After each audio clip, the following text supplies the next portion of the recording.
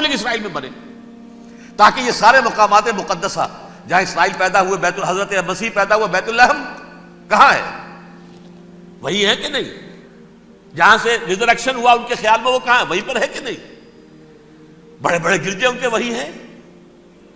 تو اس اعتبار سے ان کا کہنا یہ ہے یہ لاسٹ کروسیڈ کی تیاری ہو رہی ہے، یہ کیفور، اور ان کا کہنا یہ ہے کہ یہ پوری طاقت نیٹو کی جو ہے، یہ پہلے جرمنی سے لائی گئی بوسنیا، انہوں نے خود وہاں جنگ کروائی، انہوں نے خود وہاں پر ایتھنک کلینسنگ کروائی، پھر خود مصالحت کے لیے آ گئے، پھر کوسوو میں انہوں نے خود آگ بھڑکائی۔ یہ میں نہیں کہہ رہا، یہ وہ ٹرمپٹ رسالہ امریکہ سے چھپنے والا پروٹیسٹنٹس کا رسالہ ہے جو یہ کہہ رہا ہے۔ پھر انہوں نے کوسوو کے اندر کروایا، اور پھر وہ وہاں پر پیس فورس کی حیثیت سے آ گئے۔ اب وہ میسیڈونیا میں کروا رہے ہیں اور وہاں داخل ہو گئے ہیں۔ اگلا قدم ان کا سائپرس ہوگا، سائپرس میں ترکوں کو اور وہ گریکس کو لڑائیں گے اور وہاں آ جائیں گے، وہاں سے ایک چھلانگ لگائیں گے اور یہ فلسطین میں پہنچیں گے، اور یہ وہاں پر ایک رومن امپائر، اپنی پرانی رومن امپائر کی طرح کی رومن کیتھولک ریاست قائم کرنا چاہتے ہیں۔ تو وہاں امریکہ کے عیسائیوں میں بھی کوئی ایک طبقہ نہیں ہے، کیتھولکس بھی ہے، کیتھولکس زیادہ نہیں ہے ہمدرد، لیکن اب تابع ہو چکے ہیں۔ اسحاق ریبین نے جب یہ پیس ٹاک شروع ہوئی تھی، آپ کو یاد ہوگا شاید کہ جب وہ آیا تھا واشنگٹن سے واپس فلسطین اسرائیل، تو پہلے روم میں رکا for an audience with the Pope, اور پوپ کو اس نے ایک مرتبان سا پیش کیا تھا، حضرت سلیمان علیہ السلام کے زمانے کا مرتبان، اور کہا تھا دیکھیے 3000 برس تک ہم نے اس کی حفاظت کی ہے، اب یہ میں آپ کے حوالے کر رہا ہوں۔ اس کے بعد سے پوپ جو ہے بالکل رام ہو گیا، اور وہ عیسائیوں کے ساتھ اور یہودیوں کے ساتھ ان کا پورا معاہدہ ہو۔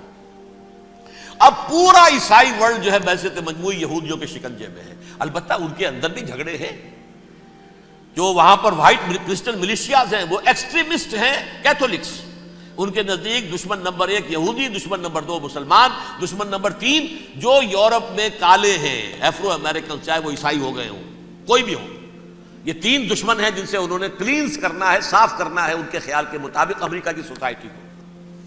اولاً یہود، پھر مسلمان، اور پھر یہ جو کالے ہیں۔ لیکن دوسری طرف پروٹیسٹنٹس کے اندر ایکسٹریمسٹ وہ ہیں جنہیں کہا جا رہا ہے یہ کرسچین زائنسٹس ہیں، یہ اسرائیل کے اسرائیل سے بڑھ کر سپورٹرز ہیں۔ بہرحال یہ اب جنگ ہوگی، اس کا نتیجہ کیا نکلے گا یہ تو اللہ ہی جانتا ہے۔ اب میں آخری بات کی طرف آ رہا ہوں۔ آخری نتیجہ تو جو بھی کچھ اپس اینڈ ڈاؤنز آئیں گے،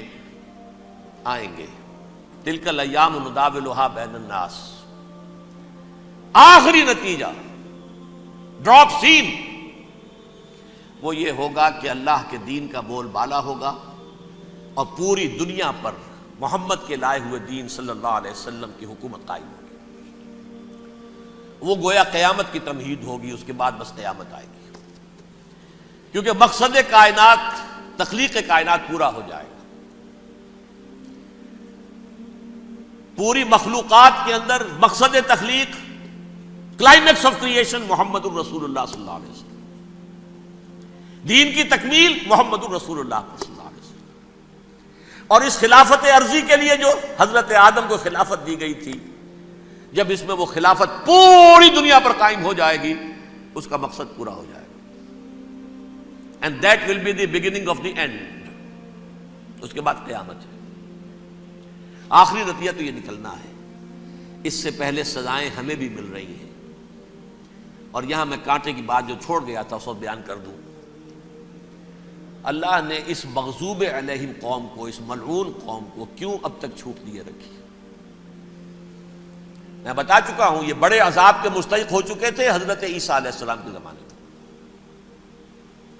چھوٹ دی ہے، ابھی تک ہے، بلکہ ایک مرتبہ ابھارا ہے، 1900 برس کے بعد ابھرے ہیں یہ۔ بالفور ڈیکلریشن 1917، سن 70 عیسوی کے بعد، تقریباً 1900 برس، 1850 برس تو ہے ہی کم سے کم۔ پھر creation of Israel 1948، 1967 extension of Israel, یروشلم پر قبضہ۔ یہ سارا جو ہے کیوں ہے؟ اللہ تعالیٰ اس خیر امت محمد صلی اللہ علیہ وسلم اس کے بہترین حصے کو سزا ان ملعونوں کے ہاتھوں دے رہا ہے۔ کیوں؟ جو جرم انہوں نے کیا تھا وہی ہم نے کیا۔ انہوں نے اللہ کی کتاب کو پیٹھ کے پیچھے پھینکا، نبذ فریق من الذین اوتوا الکتاب کتاب اللہ وراء ظہورہم، ہم نے اپنی پیٹھوں کے پیچھے پھینکا کہ نہیں؟ کولونیل رول سے آزاد ہوئے، کہیں اسلامی قانون نافذ کیا، کہیں اسلامی نظام قائم کیا؟ تو جو جرم ان کا تھا وہی ہمارا ہے، اور ہم خیر امت ہیں، اور ہمارے میں سے خیر ترین عرب ہے، ان پر اللہ کا فضل، ان کی مادری زبان میں اللہ کی کتاب موجود ہے۔ پھر انہوں نے اللہ کے دین کو پیٹھ دکھائی۔ جو ملک آزاد ہوا کولونیل رول سے، یا اس نے قبلہ کر لیا اپنا ماسکو کی طرف، یا کر لیا واشنگٹن کی طرف، کسی نے مکے کو قبلہ بنایا، یہ بدترین سزا ہے۔ ویل للعرب من شر قد اقترب۔ اور ترمذی شریف میں تو یہاں تک روایت ہے، من اقتراب الساعۃ ہلاک العرب، قیامت کے قرب کی ایک نشانی یہ بھی ہوگی کہ عرب ہلاک ہو جائیں گے۔ ایک حدیث میں الفاظ آتے ہیں کہ حضور نے جب کہا یہ ہوگا یہ ہوگا یہ ہوگا، یہ بربادی آئے گی، تو کسی زوجہ محترمہ نام میں بھول رہا ہوں، انہوں نے پوچھا کہ عرب اس دن کہاں ہوں گے؟ فرمایا العرب یومئذ قلیل، بہت کم۔ آخری خاتمہ ہونا ہے یہود کا حضرت مسیح علیہ السلام کے ہاتھوں۔